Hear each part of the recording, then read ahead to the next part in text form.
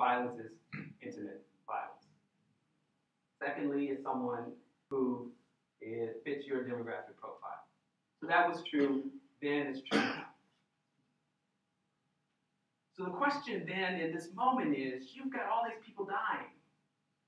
You've got all this strain, and you've got crime. And I'm hesitant to overplay the card because I don't want to say all the European immigrant crime was real too. We don't know how much of it was real versus real. We don't know how much of it was about breaking a law versus someone who was profiled by an Irish cop that happened to be Italian.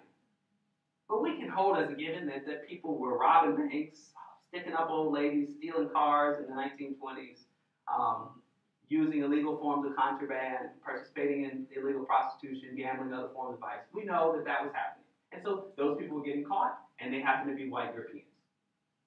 And we know here on this side, we have black folks doing the same thing. So Hoffman's space was to say, all of this white activity is evidence of something in society. Because there's so much of it going on, it's got to be something wrong with society. This is not how white people behave.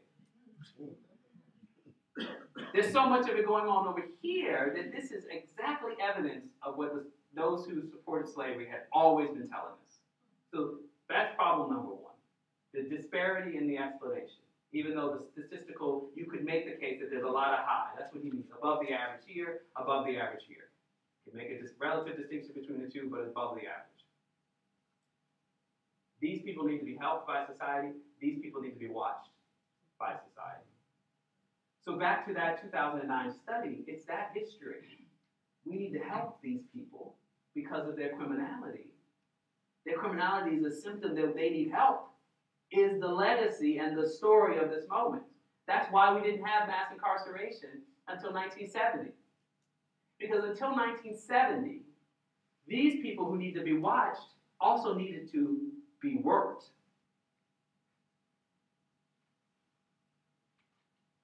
So we watched them, going back to conversation, that was as much about work, right? The whole point of that new system was to make sure black people work on the terms that were most favorable to white landowners. If they stepped out of line, if they said, to hell with you, you've cheated me out of my cotton, or don't touch me, that's when the criminal justice system stepped in. But it didn't just step in to wipe them out. It wasn't a form of British colonialism where they just simply were dead. They said, oh, okay, you want to behave like that, we have something for you to do. So you were put back to work on a prison farm, in a lumber camp, in a coal mine, sold back to your former plantation owner on a sheriff's block, no longer, used to be a slave block. Now you cannot make this stuff up. So until 1970, we needed black folks, all hands on deck. We had a lot of work for black folks to do at the disposal of the nation's interests. Since 1970, the crime stigma is still there. It's not even that much more than it once was there. I mean, really, 30%, 40% today. It's a big difference between 250,000 people being in prison in 1970 and 2.5 million people being in prison today. We have nothing for those people to do. We use criminal justice policy and practice in the name of statistics as objective data of their bad behavior to put them away because we have no other use for them. I'm not saying that that's worse than the Jim Crow era, because I don't think that's the point. The point is that crime statistics have been in the service of racial oppression since the very beginning. Because at that moment, that founding moment, which is happening right here, we said white people's crime is evidence of something wrong with society. We only have to point to the evidence of violence that happens in white communities in this very moment to see the collective response that something must be wrong in our society, that these kinds of things would happen.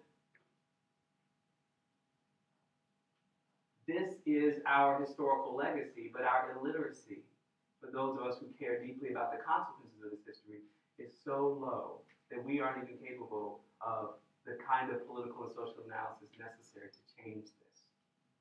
Our kids believe that they are their own worst enemies. Our kids look in the mirror at themselves and see villains. They don't see agents of change. They see people who have been told by every constructive force in their community that they are the ones to blame. And if it's not them, it's their parents. And the truth is that on the other side of the ledger, people like me who make this point get accused of being precisely the problem because I'm in denial about our proclivities to do bad things. But the amazing thing about that counter-argument, it's itself a form of historical illiteracy. Because there's no moment since the end of slavery where black folks weren't blaming themselves for segregation. Honestly, Booker T. Washington was far more popular than Du Bois. The Black Women's Club movement was far more, it was complicated, but essentially these are black women doing social work in black communities, trafficking in the language of respectability, far more engaged in what black people were doing wrong, or black women were doing wrong, than an Ida B. Wells who is traveling all over the damn world saying these white folks are crazy and are engaging in forms of savage behavior that should be an embarrassment to this nation. And that was what her anti-lynching crusades were about. She's taken on the club women's movement to the day she dies, pointing out even to a Jane Addams, who was a friend of hers, that she was not practicing what she preached in her own city. That she was far more interested in what was going on in Birmingham than she was, or in Atlanta, than what was going on the south side of Chicago or the west side of Chicago. Black people, since the end of slavery, have been far more receptive to rhetorics of their own cultural dysfunction than they have been to political and social analysis of their situation.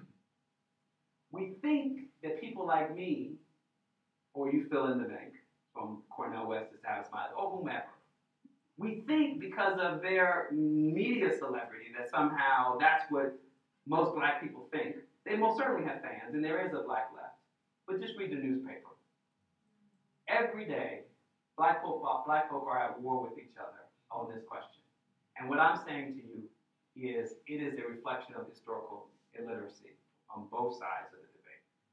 One, that you can point to this data as an uncomplicated expression of truth, and on the other side, that you don't realize that when people say, how many have you heard in black studies, in your own students, among your own students in the classroom, that why do we spend so much time talking about slavery?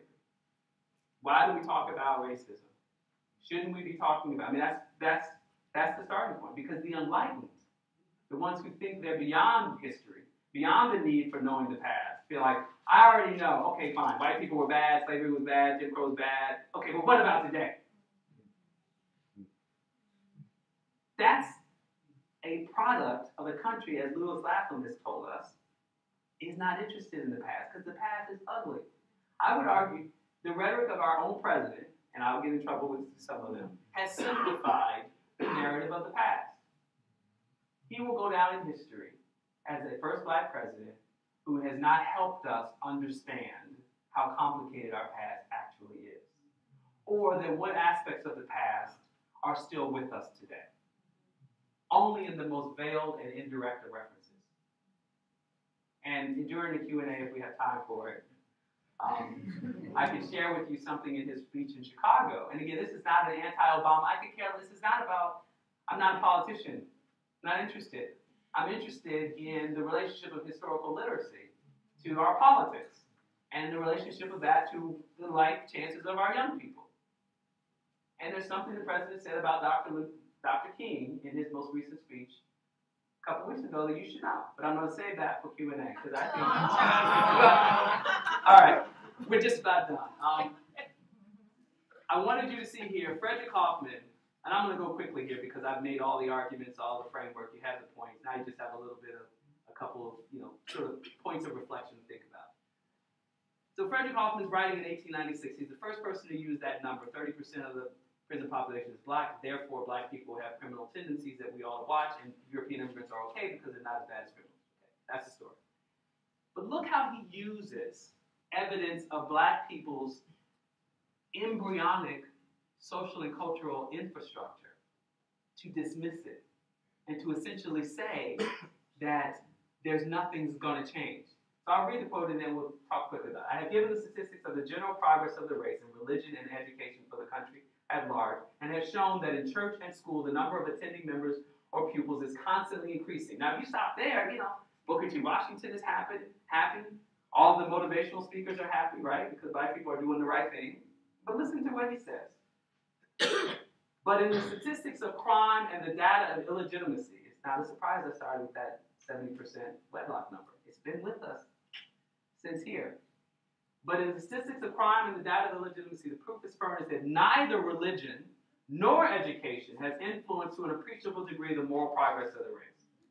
Therefore, this 30% number, completely uncomplicated by the political economy and white supremacy of what's going on in the South, right? The sharecropper, the black Republican voter, the domestic walking off the job. None of that matters. The crime shows that you can't educate these people and you can't give them God because they're criminals. That's one generation after the end of slavery. Do we even have a history that has not been framed or defined by us as criminals since the end of slavery? No, we don't. We literally don't. This has been hardwired into the very moment of freedom. And that we walk quietly accepting these terms is evidence of our own historical illiteracy about where these terms came from and what they mean and what they were intended to do. Now, this is an example. Hoffman is a progressive. There is historiographical debate about this. Someone like Paul Finkelman, who has written about Hoffman and about slavery, disagrees that Hoffman is. You have to read the book. You can follow the footnotes, but I think the case is pretty strong that Hoffman is a progressive. He is in the North by this time, although he has a Southern history. He's in the North. He is calling for progressive responses to social disorder among whites. He thinks the state has a responsibility to fix those problems. He does not believe it. So he is a racial Darwinist and a progressive. For black people, state has no role here, which is why he's saying, neither religion, you can't help these people. But here's just a straight up racist, a la Jim Crow style at the turn of the 20th century. So the governor of Mississippi says, to school the Negro is to increase his criminality. Official statistics do not lie. Again, you hear the way statistics become an opportunity to end the debate. They tell us what we need to know. You put black people in school, they turn to criminality. They tell us that the Negroes who can read and write are more criminal than the illiterate. In New England, where they are best educated, they are 4.5 times as criminal as the Black Belt, where they are most ignorant. The more money for Negro education, the more Negro crime. This is the unmistakable showing of the United States Census. So if you're let's just say you're a white guy born after the end of slavery, you feel some shame about slavery. You've not drunk deeply from the well of white supremacy that is all around you in this moment. When you come across something like this, you're like, well, damn, what am I to do? Right? So no surprise that we end up with Jim Crow second-class education. If the very quality of education or the act of education is perceived to be and articulated by the leaders of the South as a way to encourage more criminality among black people, well, then surely we don't want these people to be educated. So you see the stakes, and the reason I'm emphasizing this is only to see how ubiquitous is the language. Now, this is the first and only moment where I'm going to give you a little slice of the counter-discourse. But the book spends a lot of time talking about what black folks are trying to do to change this. And there are tremendous moments of successes that culminate. I'm not going to emphasize the successes here, but the successes are in the book. There is agency in the book. There are ways that black folks give us, if we were historically literate, ways to beat this problem. Du Bois articulates one of those ways here. He simply turns a light on the contradiction. And so here in a 1910 essay written right after he leaves the South, he leaves Atlanta University, he titles the essay, The Souls of White Folk. And it is his coming to terms with what he sees in New York City as a newcomer to New York City in terms of what it means to be a moral being. And essentially that whiteness is the predicate for having one's humanity be seen and one's individuality be recognized. And so the quote is, murder may swagger, theft may rule, and prostitution flourish, and the nation gives but spasmodic, intermittent, and lukewarm attention. But let the murderer be black, or the thief brown, and the righteousness of indignation sweeps the world. It is blackness that is condemned, and not crime. So this was Du Bois's way of recognizing all of those white people in the daily newspapers. in New York in the 1920s, 80% of the prison population would have been identified as white.